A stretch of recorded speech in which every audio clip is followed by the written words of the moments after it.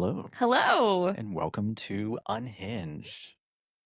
Our weekly I forgot the. Do you want me So go ahead. Okay. And that's it. That's it. Thank you, folks. Okay. Hello, Hello. and welcome to Unhinged, our weekly pop culture podcast where we pop off about whatever we want because it's our show. We're back. I'm Jen Katz. And I'm Ryan something. Wow. Hi, Hello, Jenny. Ryan. We have such a big episode today.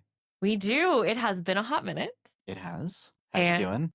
Well, I haven't had to sacrifice myself to save gods and mortals alike, Okay. nor watch as my previously villainous brother turns out to be the chosen one. So I think I'm doing okay. How are you? I'm doing well. Thank you very much. Not having to deal with any of those issues. Same. Still early. So thankful for that. Yeah. But we are having to battle the terrible Texas weather. It Boy, is mid-May, howdy. and it is triple digits. It's too much. It's here. Summer's here. It's arrived. Rompus room behavior. I'm not into it. Get ready the next 6 months. It's going to be just wild. It's so funny. You know, we were listening to a previous episode discussing what we're going to talk about today a year ago, and we mentioned it's the first day of sunshine in a week because it had rained so much. And I'm like, wouldn't it be nice? Yeah, we need rain. We need rain bad. It is bloody hot here. Yeah. So, but you know where else it's hot? Where? In Haiti. Yeah. All right, Ryan. Speaking of the underworld, let's talk about our special guest today and our special episode. This might be our best episode. I mean, I'm Although not we've had singing some in great- it, so it can't be the We've best. had some great Buffy episodes. We have had some great Buffy episodes. Yeah. Yeah, we are here today. We're back to talk about Blood of Zeus season 3, We are. which premiered May 8th on Netflix and was instantly in the top 10 viewed shows. Absolutely. We've been a fan of this show for 3 seasons. Yes, we We have. watched it during COVID. It Season arguably 1. helped get me through quarantine with 2 small children. I didn't let the children watch it, but I watched it. I was hooked from the beginning. The production value, the writing, the score, the animation, the voice acting, all of it. The casting was just phenomenal. This show took the world by storm. It absolutely did. Originally, our podcast began as a rewatch podcast. We got through 2 seasons of Buffy. Go check it out if you haven't. Once more, a rewatch podcast. Ding. And then we decided to do Unhinged, our pop culture podcast, where we wanted to discuss other things, current events, current shows, current books, or maybe things that weren't current but we were into. Anyway, our very first Unhinged was about Blood of Zeus season 2. It was almost a year. I guess it was about a year to this week. Yeah. That we talked about season 2. We gushed about season 1 while talking about season 2. Yes. And since that episode aired, we had a wonderful surprise, which was the ringing endorsement of the showrunners. of Yes. Blood of Zeus. Yeah, we put the episode out. Mhm. Again, we're super fans. We were gushing about the show. We were so excited for the second season. And then we got an Instagram DM. We did. Charles and Vlas Parlapanides Yeah. reached out and said, guys, we really enjoyed your breakdown of our show, and you get it. You get us, you get the show, and we love your podcast. We love your chemistry. And I don't know about you, but I was befuddled. Oh, I thought it was a scam. I was absolutely wondering, like, who the hell is reaching out to us pretending to be Blood of Zeus? And Yeah, we were after- Googling. We were like, Yeah. is this real? Is this not? And we were like, oh shit, this is real. we figured it out, and it was real. And we have so much respect for their work as showrunners, as writers, as producers. They've just been such a joy to speak to. And, you know, we had something in the works for a while. Yeah. So the guys said we'd love to come on your podcast, and we absolutely jumped all over that. Yeah. Didn't need to tell us twice. No questions asked. Absolutely. The answer is yes. So time goes on. We've been back and forth. We shared our thoughts about season 1 and season 2. We shared our thoughts with Charlie and Vlas about one of our other mutual favorite shows, Castlevania. Heard it. Season 3 launched last week. As of this recording a week ago. Yeah, May 8th. So season 3 launched on May 8th. Yeah. Since then, it was immediately for the first 2 weeks in the top 10. Yep. And we were excited to have a date where we could sit down and talk with Charlie and Vlas, as well as 2 of the voice actors. I know we were so excited when we found out that Derek Phillips, who plays Heron, Love him. and Elias Toufexis, who plays Seraphim, were able to join us. And you know what? Enough of us just gushing. That's right. Let's get to the interviews. So without further ado, please welcome the showrunners and creators of the hit Netflix series, worldwide hit, Blood of Zeus. We have Charles and Vlas Parlapanides. And Derek Phillips and Elias Toufexis. Huzzah. Huzzah.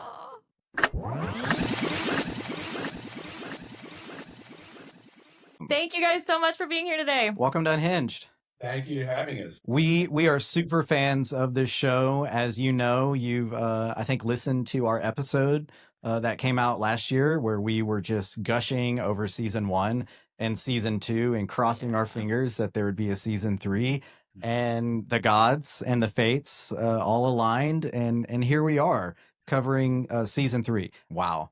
What a great job, guys. Yeah, we're so sad it's done, but it's one of those bittersweet things, right? Sad that it's over, but it was such an amazing end to that tale. So yeah, thank you guys for being here to talk about it and giving us a great show. Honestly, it's really, really well done. Welcome.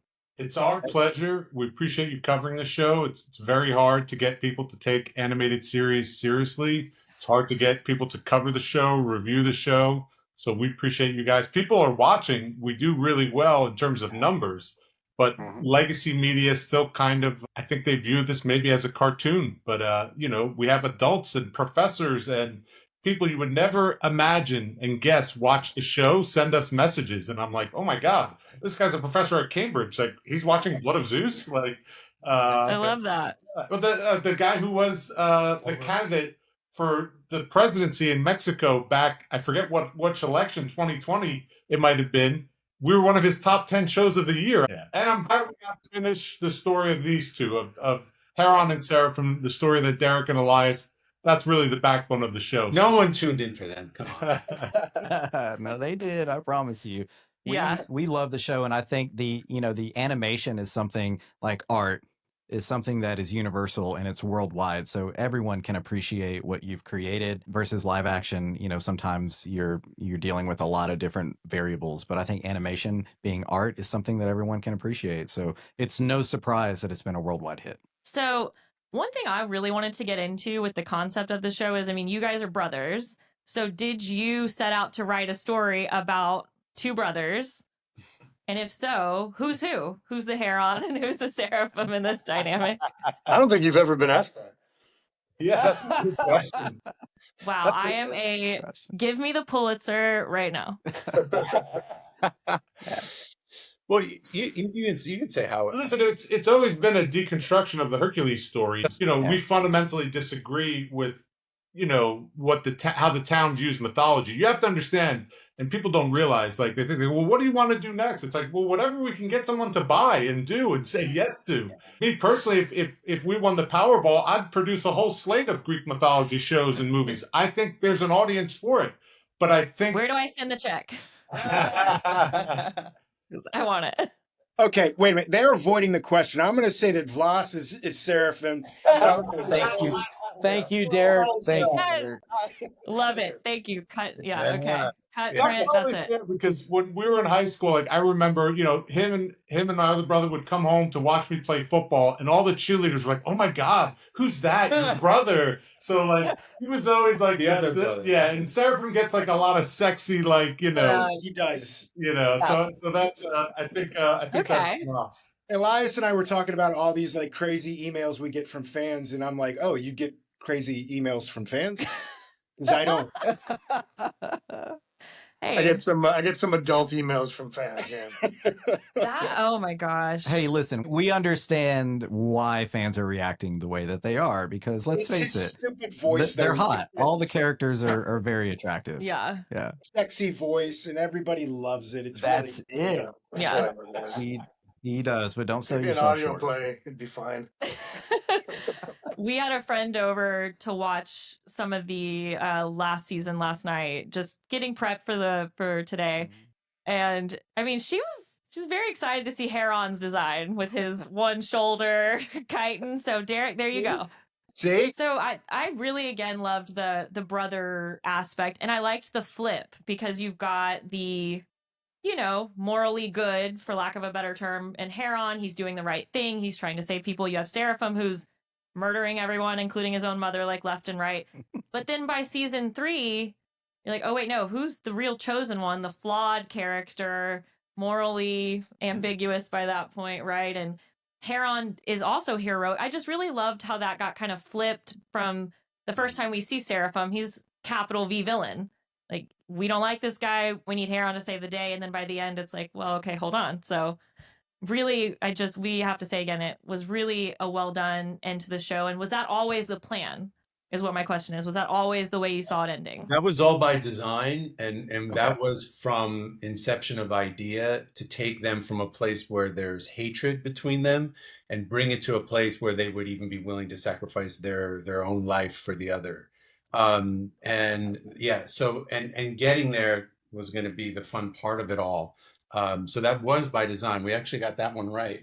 And I will say, we'll let Elias and Derek speak to this, but Vlas and I talk a lot about, like, we now live in the age of the anti-hero, and we're very much like, we still like a good hero's journey, but what we always talk about is, well, how can you still do one? And there's like one version where you do the George Martin thing, where the hero, Ned Stark, can be noble, but the world has to be cynical and jaded and has to beat the hell out of him. He has to pay with a pound of flesh. If he's going to be noble, he's got to pay. So there's that way. Or we're like, well, what if it's more kind of Saul of Tarsus, where the biggest villain ends up becoming a hero? And so that's kind of where we ended up landing with that. And we thought that would be a cool journey for the two brothers to start out on opposite directions, come together, and then the guy you don't expect to be the hero is the hero. And then hopefully we can still have Heron be kind of a traditional hero and be the kind of guy that we like, that I think modern audiences maybe now are getting too jaded for. But for us, it still works. We love Heron. I know everyone says Seraphim. We love Heron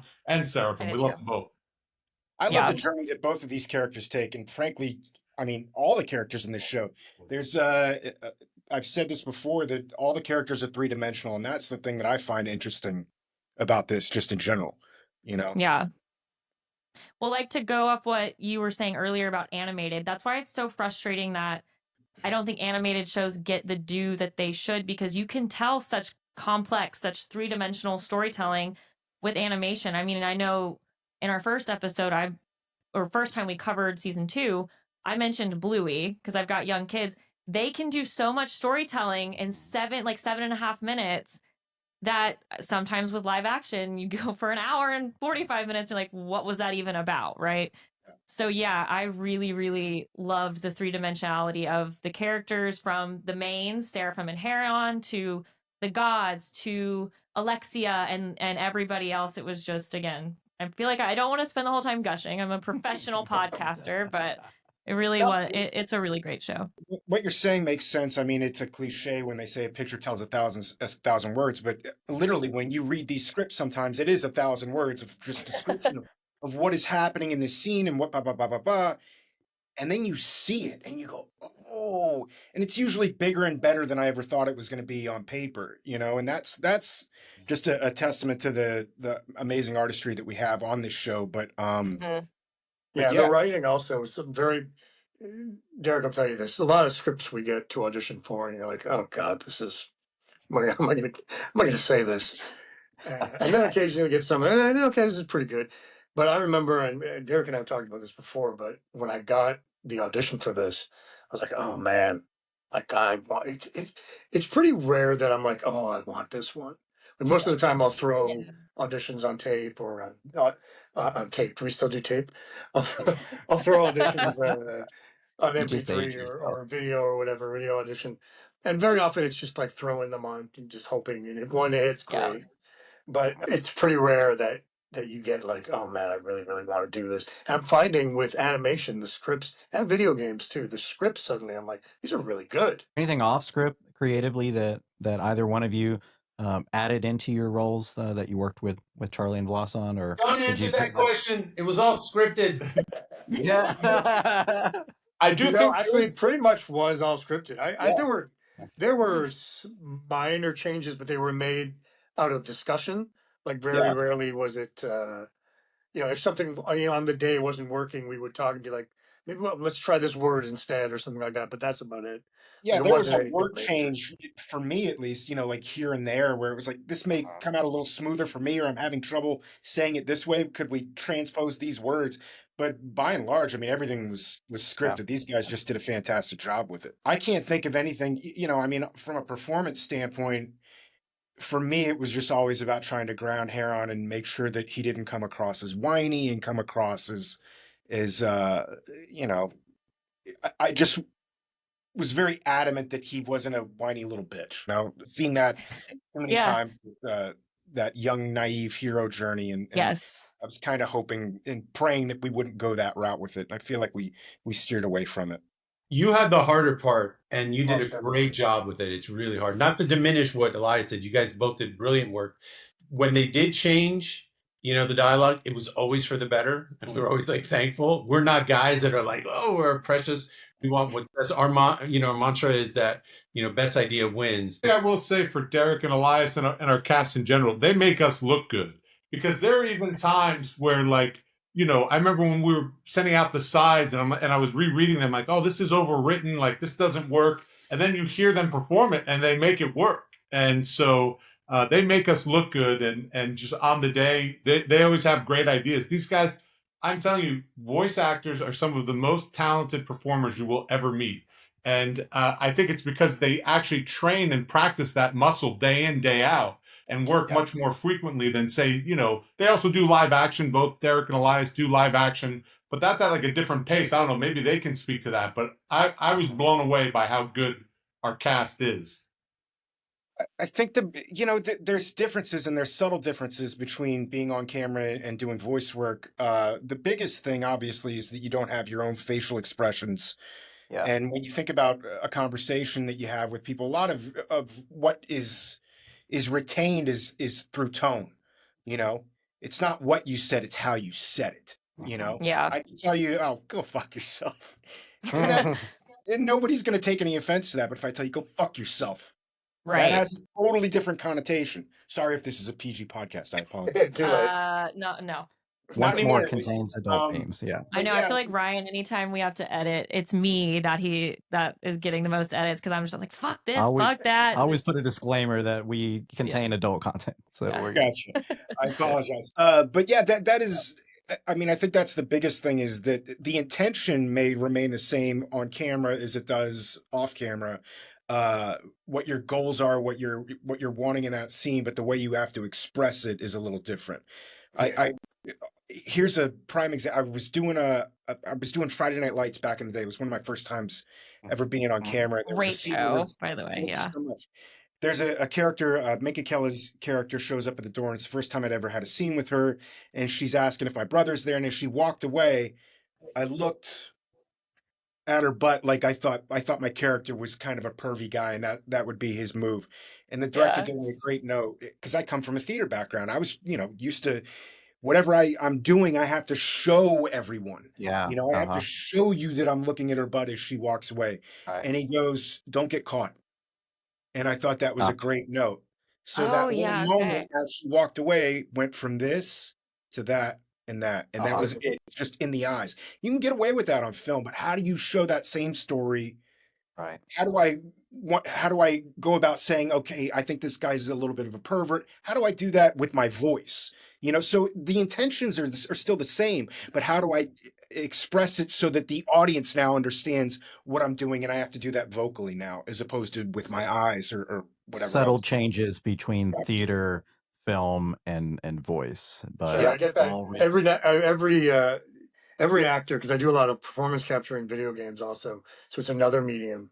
Mhm. And every actor always asks me, like, what do I do? What do I do different? I'm like, look, like Derek was saying, from the point of view of the character, no matter what you're doing technically, if you're in a voice booth, if you're on stage, if you're on a film set or on performance capture stage, you approach it the same way.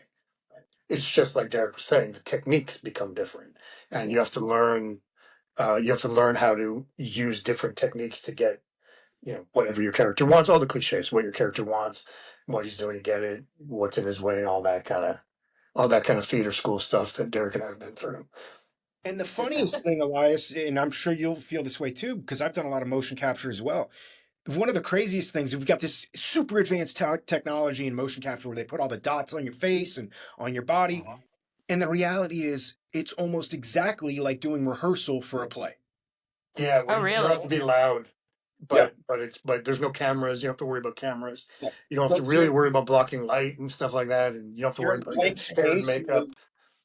Yeah, you're in a blank space usually, and they've got, an area taped out, and they go, okay, this box represents a grenade, and it's all make believe. It's so a lot of it is going back to the very basics of what it is we do as actors, which is pretend. Put yourself in Are a you situation. recording together when you are recording? Are you in the same room? Are you I able to wish. play off of one another in that capacity? In the first season, I did a bit with Fred and Claudia, but that was before COVID, and then COVID hit for that second season, and then it changed the business so much. Like I can't think now. Anytime I'm going in with other actors for voiceover stuff, never. It's always Yeah. That's Hades and Hera. And Yeah. then Derek recorded with Jason O'Mara. They were the old man and Heron. They did a little bit of that in person, but COVID kind of changed all that. Derek, I can't remember, where did theater start? It slips my mind.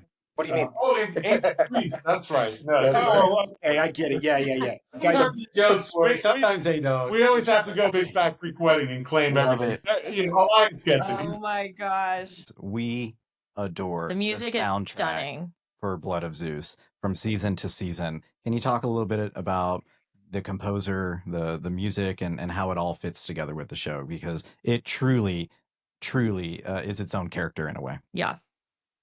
It's a great point. Vlas and I, we always would say this to the Netflix execs. There's part of the secret sauce that makes Blood of Zeus what it is, and it's really 3 or 4 things, and one of them is the music, is Paul's music.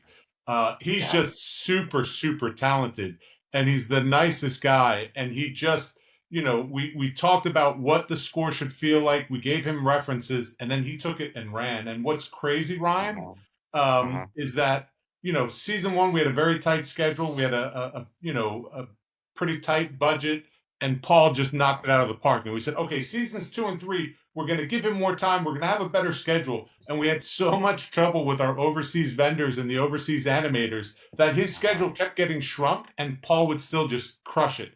And I would always feel so bad. And he would deliver this amazing music, and he would, show up on a Zoom like half comatose and his hair sideways.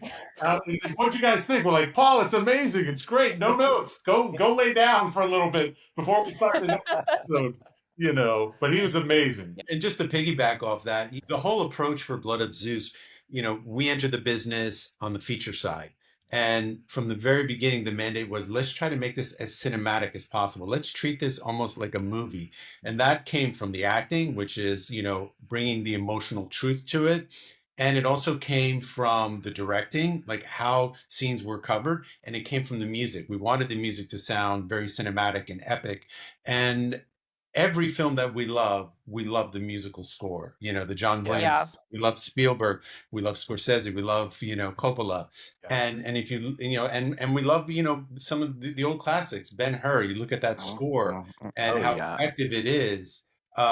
So we always knew music was going to be a big part of it, and we were just blessed to have someone as talented as Paul, who not only understood what we were looking for, but just elevated it and elevated the material. Ultimately, for us, it's all about evoking emotion. That's what we try to do as storytellers.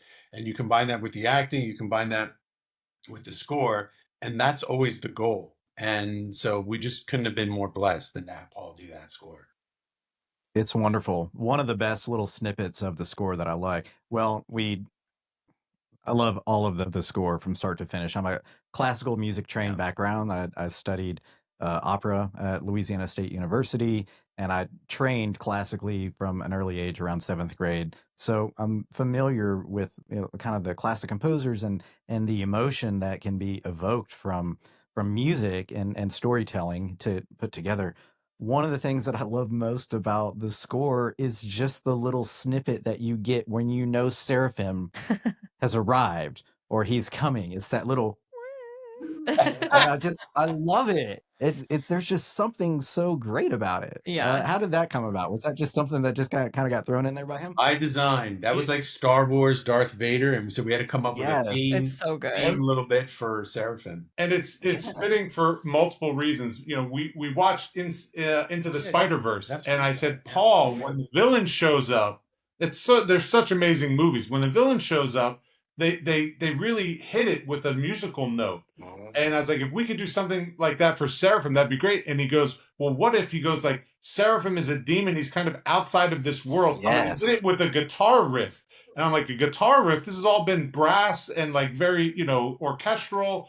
And since Elias is very metal, it just worked out perfect because, that little riff is just great, Ryan. We love it. And I think the audience loves it too. I don't know, We all love it. It's brilliant, and you did an excellent job of being able to take the classical and then shift it into this electric riff that shows this baddie, this really fucking bad guy. You don't want to fuck with him. He's not like the rest of the classical characters.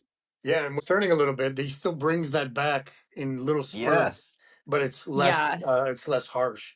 Yeah, no, he's struggling. It's back and forth. It's absolutely beautiful. Yeah. Speaking of Into the Spider-Verse. Oh God, I love that movie. Yeah. Mr. Molina, how did you guys roll up with Doc Ock? Doc Ock. It's a testament, well, we love him. We think he's super talented and he killed it. And also, if you just look at the critical response and the audience's response, everybody loves Alfred Molina, and he just killed it. And so, but we didn't think we were able to get him. We had given him the scripts and he really liked what he had read. And he's like, okay, yeah, no, I'm going to do this. And it was great just to see him to do those monologues. He goes, I'm classically trained, and it's all about the breathing. And he's like, this is why I went to drama school. All credit due to our casting director, Meredith Lane, who's amazing. Her idea too. And she suggested him. We're like, that would be amazing. Do you think I could get him? She's like, I have a relationship with one of his reps. Yeah. Let me try. And then there's a couple really long speeches for Kronos. And she said, Fred, you want to break this up? He's like, this is why I went to drama school. I'll do it in a breath. And he just killed it. It is so 100% right. I mean, the show is very Shakespearean and having a Shakespearean background. Like, we just love to eat this kind of language up. But I wanted to give a shout out to Meredith as well. I was rewatching the last episode last night. And see, this is a moment that I there's that scene where the two of us, Heron and Seraphim, are walking to their final demise against Kronos. And the whole scene is whispered between these two guys.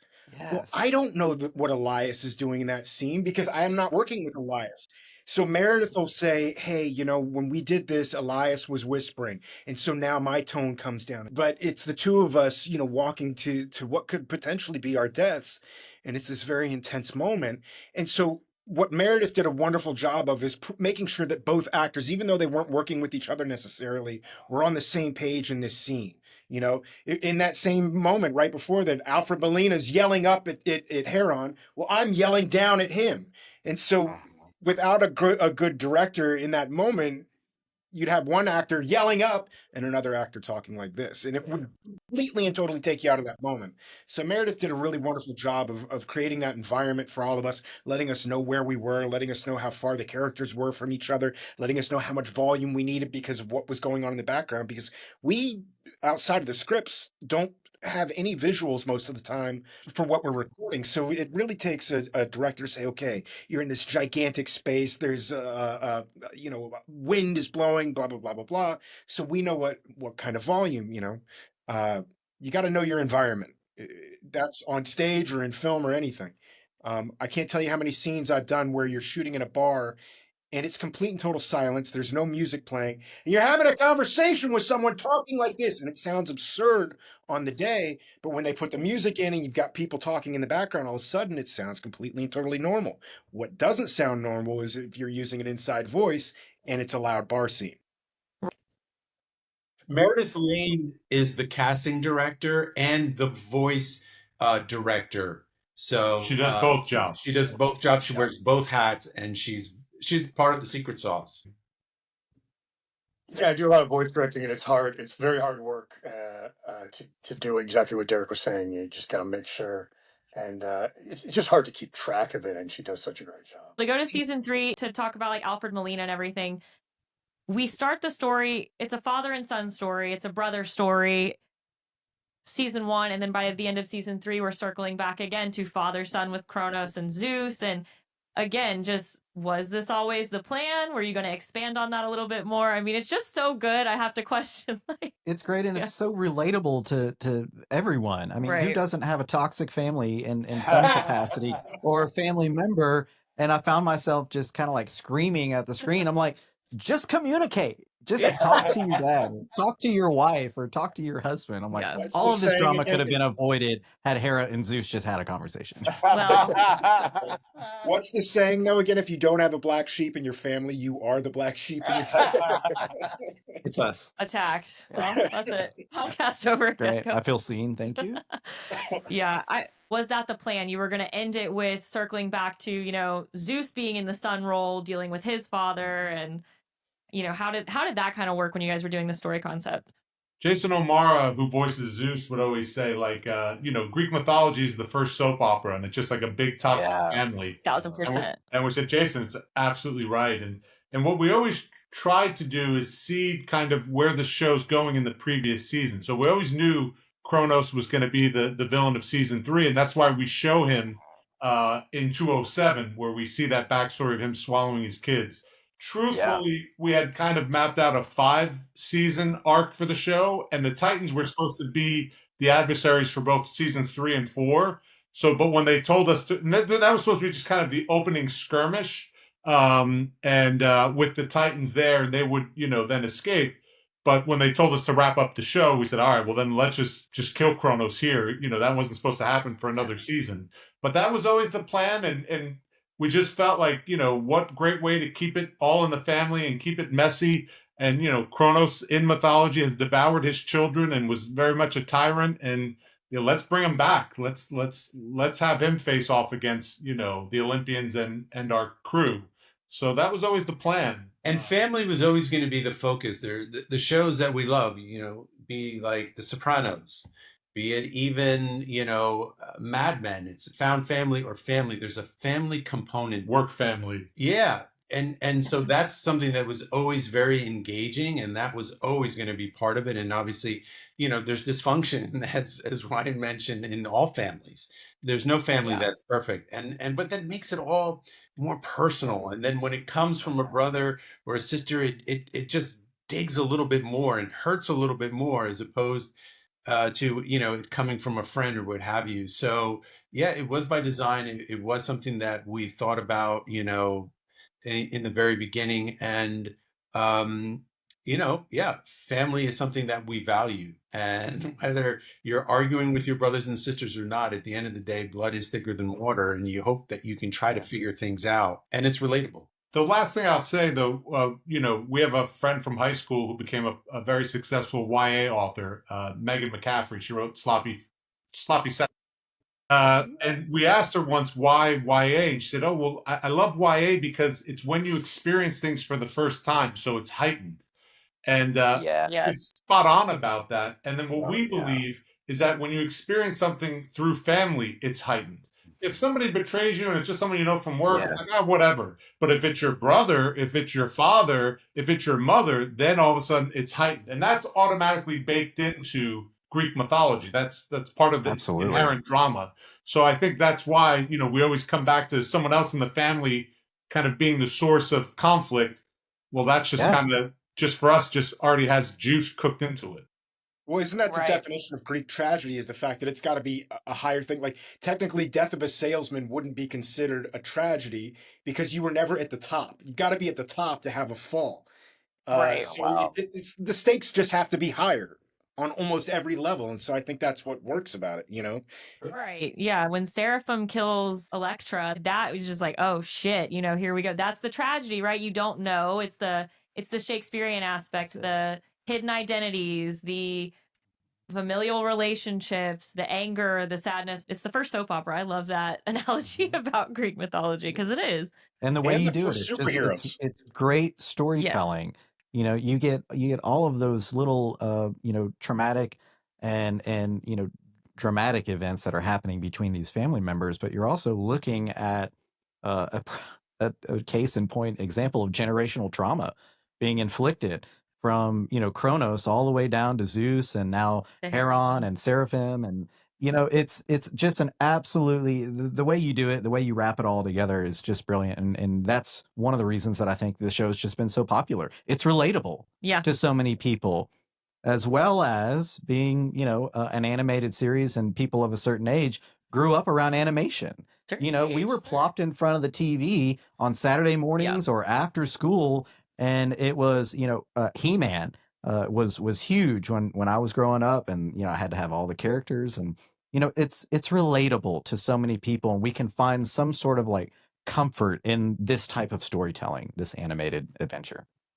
I love that you mentioned that too, that, something that has happened, that something's been traumatic, and how that, kind of trickles its way down, and how harmful that can potentially be. So I also feel like it's important for people to recognize that, and to kind of stop the cycle of violence, and that's why season 2 was about forgiveness. So I'm really glad that you picked up on that. Elias, I don't know if we've ever asked you, because I know, like you said, your grandfather was like, he was like an admiral in the Greek army or something, or it was like, but like our family runs hot, and most Greek families run hot. Did your family, was that on the Greek side? Did you feel that, Elias? Oh, yeah. I always like to do this comparison. So I have a Greek side of my family, which is what I grew up with. And then I have a kind of a German-Irish side of my family. And the Greek, when we all get together, still to this day, there's fights bordering on fist fights. There's lots of food. Like I said, the big fat Greek wedding is it's very real. There's the papu chasing people with the goat's eyeball. That all happens. It's all true. And then there's the German Irish side of my family, which is like what I call the fork scrape family, because when you eat, you can hear the fork scraping on the plates, because nobody's talking, and we're all just like, You just you're giving me full body chills. yeah. So Sound. that was always my big thing growing up. It's like I'd bring my friends to the Greek cookouts, because it was like that was fun. Yeah. And they're welcoming, despite anything you might have heard about Greeks. They wanted everybody in. They wanted everybody in. Every race, every creed. They want come in and have some lamb, have some tzatziki, and learn how to pronounce spanakopita, things like that. And the other side of my family, well, I love them. It was just like, oh, you're bird watching today. Okay. All right. Yeah. Are you a bird watcher? I am not. No. Okay. I mean, look, I have no thing against bird watching. It's just slightly different than, cooking goats on the front lawn and yelling at each other. I have one question for you, Elias, and I kind of wanted to just pick your brain a little bit. Seraphim, like I said from the beginning, is capital V villain. He sounds really scary. He sounds like, he's here to just fuck shit up. But by the end of season 3, I just noticed changes in the way you or the character was speaking. It was a little bit more hesitant or softer sometimes. Was that intentional? I think Charlie and Vlas, I don't know if we've ever actually confirmed this, but in that first season, there was a lot of post-production on my voice. Okay. They would add like raises and waves and things like, because he was a demon, right? So he's really in his demon form. And then by the second season, either you stopped or really pulled back on that. And we talked about it. I was like, please pull back on that, because I can do it. I can do it myself. And got it. Yeah, and then you did, and then that allowed for me voice. Elias, you had to do your human voice in season 2. That was also another thing. I had to turn Seraphim into. Yeah. So when I did that, I just talked like me, like I talk now, and Seraphim, when he talks, is just a little lower, and a little more like stoically than I talk. The good thing about being a voiceover actor is because you're not on camera, so right before you speak or say the line, you can do whatever you need to do to get into that moment. Oh, wow. Okay. Unlike on camera where you have to be in that moment. I would just be like, if it was a sad scene, I would really start really like crying. If it was an angry scene, or there's a lot of great stuff in 3 where he has to say things that, it's like you have to leave. You have all these things he doesn't want to say. Like, just you take this stuff, forget about me, get out of here. He doesn't want to say that, but he has to. So how do you play that? I'm saying this stuff. I hate that I'm saying it. How do you do that just with your voice? And that's the challenge of being an actor, voice actor, and I loved it. Well, you Yeah, both did a fantastic job of that. Yeah, both of you nailed that. The arc of the characters, the depth of the characters from, good and bad, and both of them going in opposite directions at various different times throughout this entire series is just absolutely phenomenal. It's a testament to your talent. Thank you. Yeah. I didn't And have your to do as writing. much vocally as Elias did, but I did. There is a subtle change between who Heron is in the first season. There's a little bit more wide-eyed, naivete. Voice is a little bit higher. And then by the second season, it's kind of more my voice, my natural speaking voice. And by the time the third season rolls around, it's a little bit more commanding. He's seen some shit by that point, Yeah. and Yeah, so he's he's seen some just shit. a He's not bit this more naive little subdued. farm boy anymore. This little kid living Yeah. outside a poly or whatever. I've said it before. As an actor, Derek's is my favorite performance in the whole show. Thank you, man. Because, Well, I feel the same way about Elias in this. I love watching his work in this. It's but the really thing is, it's so difficult. It's so difficult to play the hero like that and still layer him up and still make him real and still make you feel for him. That's not like in the cliche, like he's the good guy, we're supposed to cheer for him, but actually feel for him and empathize and sympathize. And it's a great performance. Thank you, man. Appreciate it. Vice versa. Well, what Vlas and I always said, we're very lucky that our main leads are all they just kill it. In any show you watch and you don't realize it, it's always the leads are just great. And they helped elevate the whole thing. One thing, Elias, it's kind of funny, you mentioned the one scene where you're telling the priestess, like, she has to go and forget about you. Someone online, they made like a little video, and they're like, because then like you transform and you show you're a demon, and she's like, honey, you got me sold. That's not going to drive me. You went a different place. I think that's a TikTok. I think I've seen it. Yeah, I've seen them. Everyone loves a baddie. We do. Yeah. But there's one thing I want to say too about Charlie and Vlas is showrunners on this, and this is something in my experience. I've been in this business now for 25 years, 26 years. And at this point, the one thing that's a constant, any project that I've worked on that turns out to be good, is that idea that you guys expressed earlier, best idea wins. There's no ego. And the one thing that was really great about this show, just across the board, there's no ego involved in this. Like, everybody's here to do the best that they possibly can. We're all here to serve the script. We're all here to serve the story, and try to make it the best that we can. And I've always said ego is the death of art. And I feel like that's what made this show good, is the fact that everybody was just trying to do their best work without getting ego involved, That sort of energy and that sort of environment starts at the top. Yeah. And I think 100%. that your showrunners and directors and, I'm assuming the studio gave you that sort of, environment to create. Well, what is You it? don't want it to be stifling. You want people to be able to share their ideas. That's death. Like, too, when someone is constricted or is filtering themselves or censoring themselves, we never want that. You always want it to be a safe environment where everyone feels that they can contribute. It might be a bad idea. That's okay. That bad idea might lead us down a path that we come to a good idea. So, and our experience, we've been doing this for a while. People that have that ego are usually insecure and they don't have a vision for what they want. And again, we just cherry pick that from Spielberg. Spielberg is someone who says best idea wins. Why? Because he has a vision. He knows what he wants. So he's not in any way threatened when an idea comes his way, wherever it may come in, and he uses it, So, we just embrace that. These are two of the best guys in the business to work for. They're so complimentary. What you were saying just now is 100% right. When you're an actor and you're working for people that you feel like you're on eggshells the whole time, you're not doing your best work at that point in time. And with you guys, it was always such a positive environment. I felt like, okay, well, I could try something that's a little bit risky here. It may not work. I can try something that, but the whole objective is I'm going to try to win. I want to be the guy you want to be the guy at the end of the game who wants the ball, not the guy who doesn't want to screw up, Oh, I love that. Yeah. The big difference. They all brought their A game, though. I say it every time I see the cast.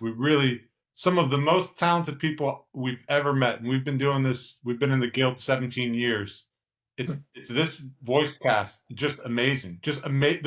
Every day we had to record, it was like Christmas. I was always just like, I can't wait. Oh, Derek's going to be in the booth. Elias, I could see him sweating because he just put so much physicality into it. Over Zoom, I could tell you were sweating, Derek. Elias, you know what I mean? You were always just like be dripping at the end of a session. But it was always great. And we would always text them or email them like, guys, great job. And that's not like lip service hyperbole. It's like, we just got to see some great theater. And now we know it's going to work in the show. But I'm telling you, it's all, it comes back around. And that positivity makes me feel like when I go into the booth, I can do anything. You know what I mean? That I can make a crazy, bold choice. And if it doesn't work, it's okay. We'll figure something else out. When you're walking on eggshells, you don't feel that way. Yeah. So that's also a testament to you guys. I mean, all this, but it all works in conjunction. You know, it's moments like this where you call it like lightning in a bottle, where it's like, that's why it is lightning in a bottle, because you've got all the right elements coming together, you know? That's why we were just glad that Netflix let us do a little cast and crew screening. We watched the first 4 episodes together. So much of seasons 2 and 3 was all remote. We produced it, recorded it. Everything was remote. So it was nice for all of us to be in a room together. Funny enough, Jean Gilpin, who voices Gaia, she's like, I didn't know I'm in a scene with Alfred Molina. He's a friend of mine. I didn't even think we had cast Alfred yet when we recorded her. But that was kind of, she came up afterwards. She was like all smiles. I thought that was kind of funny. Derek, share with them that one moment you had, like, you know, where, you know, I would like to know that Alfred, I didn't know that Alfred Molina was cast in this. And about 6 months ago, I'm walking my dog and there's Alfred Molina on my street. And I'm like, oh, that's really cool. Alfred Molina's there.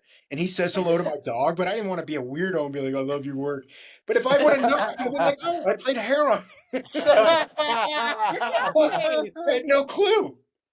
Yeah, I geeked out of it when I saw his name. Because again, like Ryan mentioned, you know, definitely like a latchkey kid. I was literally left alone to watch TV shows and movies all the time. And that's why part of the reason why we do what we do. I love it so much. I was waiting. We do what we do. Yeah, you know, it's amazing. It's the same thing. And Elias and I have talked about this. If there ever comes a point where I stop feeling that way, I mean, I'm a huge fan of Fred's, who plays Hades. So, like, getting to hear Fred do all his stuff, like, that's the thing is, on every one of these episodes, I get to see these amazing actors do their thing, and I'm a fan of all their work. So that's cool. I mean, we're equally fans. So that's the thing, you know. And to see the animation realized, to see this thing that you read come to life, and you go, oh, dude, that's so cool. I had no clue it was going to look like that, you know? Do you guys want to get back in the booth the way we did season 1? Or Yes. Yes. Yeah. I would prefer working. I wish that Elias and I got to have some scenes together, man. Like literally in the booth. That would have been fantastic. I wish that we got to do that. And I wish that that productions would do that more. That's interesting. And you guys did this was... Derek and I became friends after, and I think that reflects later in the performances. It does, because we're like, well, now I know him. I know we have a similar sense of humor. We get along. Okay, good. I know how he's going to do this now, and even though we can't work together, or I know how I can. I'm going first. Okay, I know if I do this, I know Derek will do this. You know, like that kind of thing, and that wouldn't have happened if we just went our separate ways. And you guys have always kind of brought us together a lot. Trying to keep the cast together. As an audience member, that definitely comes across. And so it's interesting to hear part of it was not only your talent, right? But that you guys had gotten to know each other. Because there is a familiarity, there is an ease that comes with just knowing somebody that comes across from your characters in the later seasons. And there's also something that happens with the familiarity that happens over time when you're working on something, is that not only do those lines start to cross a little bit, in the sense that my relationship with Elias, it's like there is more of a brother relationship at that point in time than when we started the show. And now I have a relationship with this guy. So it's not just Heron and Seraphim, it's me and Elias. You know what I mean? So you can bring that into the booth, because there's a genuine love that I have for this guy at this point in time, you know, having gotten to know him a little bit. I respect him so much as an actor. And so you get to have that kind of crossover that happens in life that then bleeds out on camera or you know, through the voice work. All actors, it's all about them, right? Is that what it is? I think that's beautiful. All of that transmutes through all of the animation, the score, the script, everything post-production. You know, there's a lot of moving parts in order to make the final product be what it is. And some folks don't really execute it that well. And other folks like yourselves have just done an extraordinary job. We have so much appreciation for this show because we see it as art. It's truly a piece of artwork. Yeah. From tip to tail. And that's not something that everyone can do. A lot of people try to replicate that, and then some people probably stir it up too much or add something in later. We wanted more. We'd love a season 4. We love a season 5. She's dying for a Medusa. Trying. But Jen, here we are. We're reading Circe. We're reading Song of Achilles. We've read Homer. Our kids listen to the Greeking Out podcast, and there's just great storytelling. There's just so much to be told. And Jen, you mentioned are things pre-planned? I only mention this because someone on Elias's Instagram page guessed it. But the priestess's backstory is that she was a Gorgon, and that's why we show the Gorgon stuff in the cave. And then we were going to get into all of that. But that one girl yesterday, she guessed it. She goes, "Let me." Yeah, I saw that. Yeah. Oh wow, good for her. She picked up on it. Yeah, so we're going to take Medusa and match it with Seraphim, but not happening. That would have been phenomenal. Could it still maybe happen? You let us know. Yeah. We'll start the Kickstarter. We will. There could be a Medusa, but it's its own thing. Yeah, Kill Bill version of Medusa. Yeah. We would be remiss if we didn't ask you this very important question, because Netflix also did this series, and we loved it. Chaos. Yeah. With Jeff Goldblum and an entire all-star Janet cast. McTeer. Did you guys watch it? Did you watch it? What did you think about it? I haven't finished it, but I thought it was great. I saw 4 episodes. I'm like, this is amazing. And it also just goes to show you, if you were to pitch me, the pagan religion is still alive and that's going to be the world. I'm like, wow, I'd be like, I don't know. And then I'm watching, this is freaking amazing. Why has no one done this? This is so good. This is worked way better than I would ever have imagined. I love that show. Everything is always a calculation. This is something you can share with your audience. If you really like a show, there's a couple metrics that Netflix looks at. They look at views, which means you have to watch more than 60 seconds. Because people will turn something on and after a minute just hit, eject. They'll just hit back. So a view, you have to watch, it's either 1 minute or 2 minutes of footage. And then it's the completion rate. How do you finish the whole show? And they measure those in the first 10 days and the first 30 days. Those are the main metrics they look at. So now, I'm knowing that and sitting through the meetings where they do this post-mortem after a season. If I like a show and we're really busy, I'll just let it run on my computer. I want that view to count. I'll let it go through to the end. I'll sit and watch it when I have time.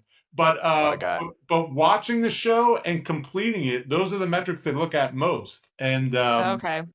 And then it's always a calculation for what did it cost, and then what were the views that we got. They'll tell you that 90 to 95% of their shows, each season the audience gets smaller. They call it a telescope. The further you go out, the smaller the audience gets, and usually the more expensive the show gets because everyone gets a little bump each season.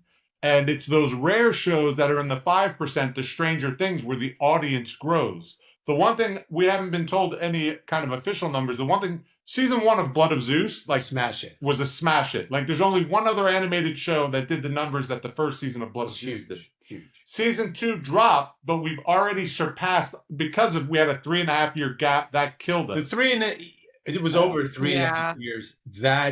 We lost the audience. The audience is too fickle because we had a massive retention rate. So people that were watching our completion rate, excuse me, not retention. That was huge, but that gap is what really hurt us. Sorry, it's a long time. It is, too long. And the thing that killed us is that the scripts were done in 5 months after season 1 was done. We banged them out. We should have had season 2 in 18 months, 2 years tops. But anyway. But season 3 has already outperformed season 2. So we're one of those rare birds where, it didn't keep going down. And I think it really proved that, what killed us was the gap. And now Netflix will never allow that to happen again. Unfortunately, we were the test case, They'll when they order a show, they order 2 seasons at a time for that reason, so that there isn't this big gap between animated 1 and 2. For animated, not something like Chaos live action. Yeah, you guys are getting some real nuggets here, honestly. That, I love it. People don't know. I love it too. Secondly, But what you guys shared, that you guys became closer, as friends, I do think that is reflected in the performances. We've done a bunch of videos that has never been shared, so that was really cool. And I don't know if I've told this to Derek or Elias. Some of these messages we've been getting, like, it's important to always do your best. Our parents drilled that into us just for the sake of doing your best, because then you create something that's worthwhile. And we've gotten messages like a guy, he was during chemo. He said season 2 came out during chemo. I would look forward to the episodes. I rewatched the show while I was going through cancer, and it gave me joy during a hard time. We've gotten so many messages like that. So it's yes, what we do, it's make believe, it's silly, but if you can create something that brings people happiness, life is hard, the world is tough, we got to try and do our best. Obviously, not be maniacs and break things and go crazy, but we do owe it to the audience to do our best. And I worked for a guy like that, so that's why I say it. That's art. That guy. That's what's been most rewarding. The most rewarding thing from working on the show is hearing stories like that gentleman that had cancer and was, found the show helpful in some way. There was another critic who had said that she recognized that she had anger and pent up anger and that it was hurting her. And she realized that she needed to kind of let that anger go. And after viewing season 1, she was able to do that. So that was incredibly rewarding. If you can make someone's life a little bit better, we all have shows that have done that for us, where I've been absolutely. I've had moments when I was living in New York where I was super depressed, and I just pop on Friends, and for 30 minutes I felt like everything was good in the world, know. And we need that. It's what we were talking about earlier. We're all fans of this genre that we're a part of. It's crazy sometimes. I was saying to Elias the other day when I was watching something on Netflix, and as I was leaving the room, it had ended. And as I was leaving the room, a trailer for Blood of Zeus came on. And it's crazy to me that that's me. You know what I mean? It's not lost on me. As I'm walking out of the room, I'm like, oh, that's kind of cool. That's me in the other room, and other people are watching this. I remember when I was doing Friday Night Lights, and I've told this story before, but Taylor Kitsch and I were walking back from lunch one day. We're walking back from Crafty, and he goes, hey, don't fuck this scene up. People actually watch this show. And that's the reality of it. And that's a very, I love it, yeah. Frat boy way of saying it, but it's the truth, because we get caught in our own little world and forget that there's a lot of people that really love this thing that we're a part of. And it's so important for you to keep doing what you're doing, because the world needs creativity. The world needs art. The world needs an escape. We all need it in our personal lives, in our communities and beyond. It's how we express our feelings. Sometimes when words are not enough, that's where music picks things up. So thank you for what you do, and we hope that you'll keep doing it. Ryan, we have to respond to that because that's beautiful, and it shows the artist that you are, and thank you for that. And it just reminds me of someone asked Michelangelo, what were you trying to do when you created David? And he said, I'm trying to capture the divine. And when you do that, and I don't want it to sound pretentious, but there is a mystical component to it. And for us, we're driven by that. You want to try to do your best. It comes from passion, and you want to try to I don't want to kind of butcher this, but capture the divine. When you hear a piece of music and you just can't, it's ineffable in terms of, how it's affecting you. For me, that's someone capturing the divine. That's Alicia Keys. That's, other artists. When I hear that, and I think sometimes they call it movie magic, but sometimes when you get that movie magic and everything comes together, you're capturing a tiny bit of the divine. And when people see that, they respond to it. They don't know why exactly. They call it, art, they call it whatever they can, but it's a communal feeling. And if we can bring a little bit of that into the world, then that's a positive thing. And that's what we hope to do.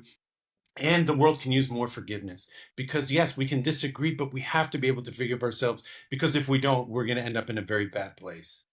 Since Michelangelo was trained by a Greek, I'll follow up with a quote from Greco. You got tzatziki and you got those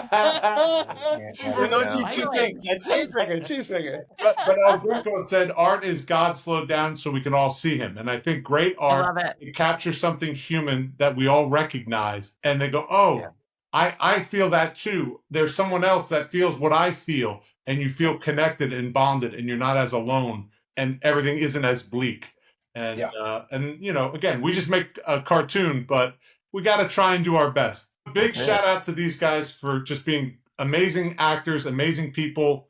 We had a super fan who wanted like a bunch of stickers signed. Elias signed all of them. I had a friend of mine who I used to work with. Her husband passed away, and her son was a big fan of the show. And we were talking, and he had said that Heron was his favorite character. I told Derek, he recorded a video. I sent it to her, like made that kid's year.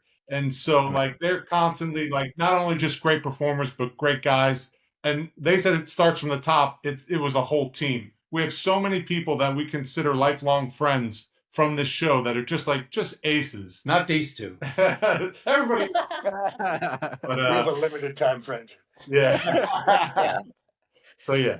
It's Thank you, it's guys. the same way, guys. I feel the exact same way because we had to record so many sessions remotely. The few times in the past 6 months where we've gotten to get together, it's like I just want to hug you guys. I feel there's just a tremendous amount of love. You've been so positive and just good vibes all the way around. And we're all proud of what we created together, all of us. Yeah. As you all should be. What advice would you give to someone who might want to get into voice work? It's the same advice I would give to anyone who would want to get into acting. I think first you should train. I think everyone should have training. And then after that, I think the best advice anyone's ever given me is just stick it out, man. If this is something you love, if there's something else you want to do, then go do that. But if this is something that you love, if you can't live without it, then just stick it out. I do believe that the cream rises to the top. I do believe everyone gets a shot at some point in time in this business, and what you do with that shot is up to you. But tenacity, I think, at the end of the day, is there's a lot of guys I went to acting school with that were very talented. They're not doing it anymore. I think you just got to stick it out. It's a tough business, but there's a lot of rewards that come with it, and you got to love it. You have to just love it. Almost an addiction more than a love. It's got to be something that you cannot. Yeah, because it's mostly downs. It's not. A lot of downs. Not always great Blood of Zeus stuff. It's not. Yeah. Always. Audiences. Elias, any advice? I would just echo what Derek was saying. Just the only thing I would add is make sure you're good at it. Nobody ever says that, because if you're bad at it and you have a dream to do it, you're still not gonna. You're as tenacious as you Oh, are. I love that. That's real talk. Because, I kind of for joked example, earlier. I'd be terrible. I love hockey. I love it. I can't skate. I can't skate. I will never be able to skate. I could train forever. I will never. I just don't have the innate talent to do it.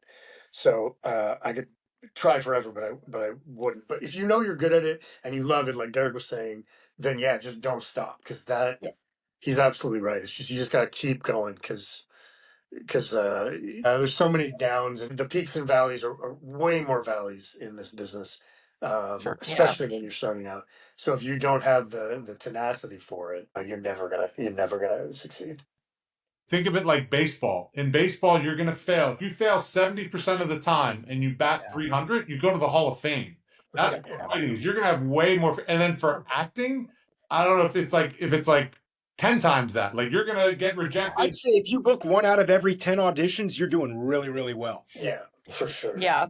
So if you're batting 100, you're going to fail 90% of the time in this business. And 90% of the time, you're going to think like, am I bad? Am I ugly? Am I bad? Like, what is wrong with me? Why can't I book? And then you book something and you feel amazing. And then it goes back to nine more auditions where you're like, oh God, I'm terrible. That's why you got to savor the wins. That's the other bit of advice. So expect to be told no the majority of the time. And that's okay. That takes like some processing to get used to that. And then when you do have a win, you got to savor it, because like that gives you the strength to go on when you're getting all the other no's that come after. There was a writer, and it echoes some of what Derek said, and he said that if writing is the oxygen you need to breathe, then do it and don't be dissuaded. If it's not, if you just kind of like it, then just make it a hobby, do something else. It's too hard. But if you feel like it's that oxygen that you can't live without, then don't let anyone dissuade you. But I do like the bit. You got to be good at it. But there are also a lot of things other than just acting in this business. You know, if you love the business aspect, you could be an agent, you could be a manager, you could be a producer. You know, there's other things than just being an actor. And I think that there's a lot of people that I went to college with that realize, you know, I'm not really an actor, but they're a great first AD. They're an amazing stage manager, you know, and that's okay. Absolutely. I mean, it takes, like you guys have mentioned, it takes a team. It's Oh, not 100%. just the creators. It's not just the actors. It's all the other people who are involved. And, you know, I didn't realize what all goes into it until we started doing background work, you know, for fun. Like, I mean, I really enjoyed it, but you get into it, you're like, oh shit, like it's a lot of hurry up and wait. It's long days. It's the ADs, it's the PAs, it's all the people who are working together, and it takes everybody to be on board. Thank God for crafty services. Oh. Well, sometimes. Yeah, sometimes it depends on the The production. actors are the people you see, but there's a million people behind the scenes making this thing good. You know, Yeah. we get Totally. all the praise a lot of times, which probably isn't fair, but there's a ton of people behind the scenes that are making all of this come together. Yeah. We're just the face or the voice of it a lot of times, you know. But the acting has to be good because this is all an illusion. Yeah. And what I will say is that everyone can do their job. And like, there's some actors that are difficult. I'm like, it's worth it. Like, these guys are not that, but they're so good that it's worth it. Because in the end, that's what you remember. That's what you see. I don't want to excuse bad behavior, but in the acting has to be there. It has to sell it. We had heard that story. We had heard that story that Ron Howard, we're not going to mention the actor, but he was like rehearsing in this room. So Ron opened up the window and then went back to the rehearsing. Then the actor went by to the window and closed it. Well, because he was smoking during, and so Ron Howard opened the window, and the actor went back, closed the window, and kept smoking. It was like blowing it at him, but like the actor is so good in that movie, I'm like, just suck it up. He's worth it. Yeah. Well, thank you so much for joining us. Yeah. Thank you for your creativity, for your art that you have given the world. We're sad to see Blood of Zeus end. Of course, we'd love it to continue, but we really cannot wait to see what else you guys come up with. And Derek and Elias, we're really looking forward to seeing more from you guys in the future as well. Thanks so much. Appreciate it. Yeah. Thank you for having us. We're big fans. Thank you for taking the time, and Okay. Wow, Ryan. Wow. I couldn't keep it together. Yeah, no, I'm absolutely high as a kite after having that opportunity to sit down and have that wonderful conversation with all of those professional actors. We want to say again, thank you to Charlie and Vlas and Derek and Elias. That was such a great interview. We got a lot of great, nuggets of information. And you can just tell by the conversation and just the four of them, there is such a chemistry with that cast. Yeah. And that's part of the reason why the show is so amazing. And as bummed as I am that Blood of Zeus is over, it does feel good to see how much love and care and thought went into the process in the show. So, wow, that was amazing. Yeah, truly a unique opportunity. And we're very grateful to the brothers and to both of the actors that joined us today to have this very enlightening and, varied conversation. Yeah, it was great. And I can't wait to see what everybody does next. I can't wait either. All right. Well, Jenny. Well, it's been another great episode. It has. Good to be back. Great to be back. Nice to see you again. Lovely Thank you to all of our listeners. Thank you again to our special guest today for coming on. We look forward to having you back again. Public, the gauntlet has been thrown. Yeah. Guys, come on. Great. All right. Jenny. Thank you so much for listening to Unhinged. You can find us on YouTube, Spotify, Apple Podcast, and many other places where you can get podcasts. We'll link it in the show notes. Please be sure to like and subscribe. You can follow us on Instagram and you can follow us on TikTok. At Once More Podcast. At Once More Podcast. All right. All right, Jenny. See you next time. Ciao. Bye.